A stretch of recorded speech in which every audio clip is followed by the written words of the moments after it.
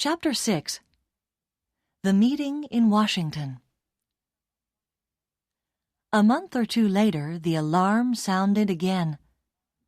This time, Karen was in front of the scanner. She went quietly with the men in white coats.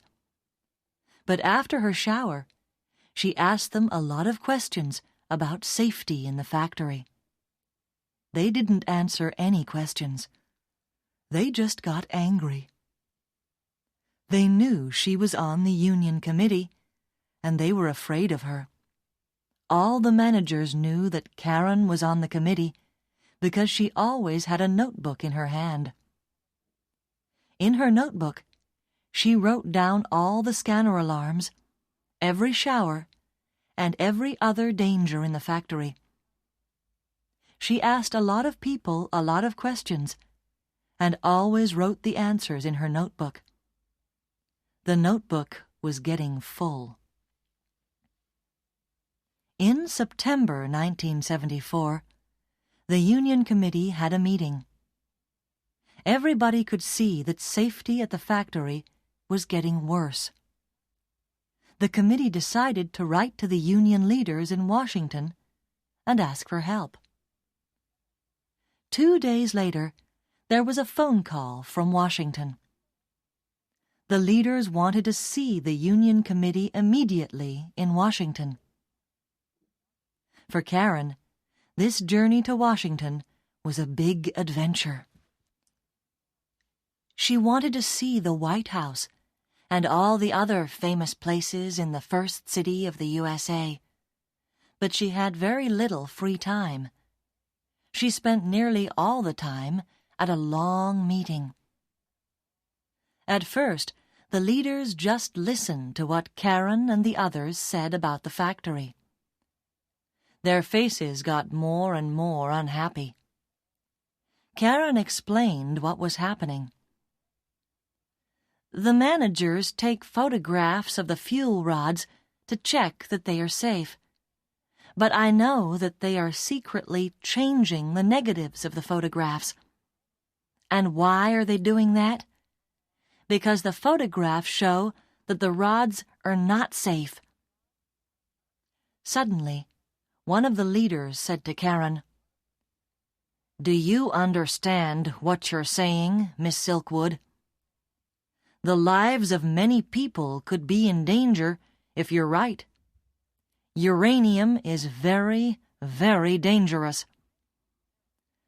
"I'm just telling you what the people in the photographic laboratory have told me," Karen said.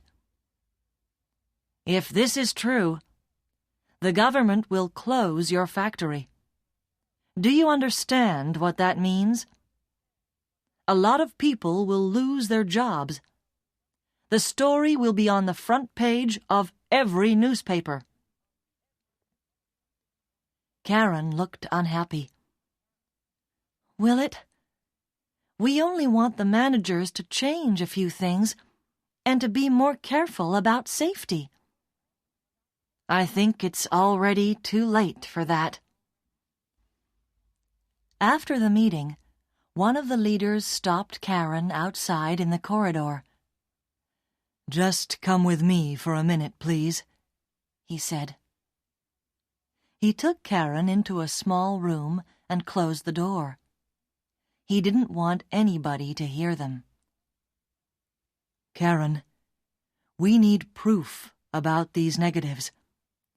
Without proof, nobody will believe our story. Can you get some for us?" "What proof do you need?" "Someone will have to go into the photographic laboratory and steal some negatives. We need the negatives both before they change them and after they change them. Do you know where they keep the negatives?" "Yes, I know," said Karen quietly. "But it will be very difficult. I don't work in the photographic laboratory. If one of the managers sees me there, how can I explain what I'm doing?" "I don't know, but you'll have to think of something. We can't help you if you haven't any proof." They were both silent for a minute. Karen looked out of the window. It was a lovely evening. She thought of Mr. Bailey's cold smile and Susan's screams in the shower. "I'll do it," she said. "Good girl. It will be very dangerous. Nobody must know what you're doing. Not your friends on the committee. Nobody. I'll be the only person who knows. I'll phone you once a week, and you can tell me how you're getting on." "Nobody? Can't I tell my boyfriend, Drew?" asked Karen. "No. It could be dangerous for anybody who knows." "I see. Okay. I'll do what I can," said Karen slowly. "Be very, very careful. You're a brave girl. I'd like to thank you for agreeing to do this." Karen stood up. Outside the window, the sun was still shining, but she felt cold and lonely. "Can I phone you if I need to speak to someone?" "Of course. Any time, day or night.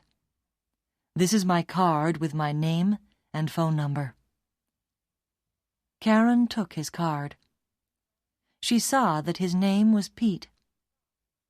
She looked at him once more, and then she left the room.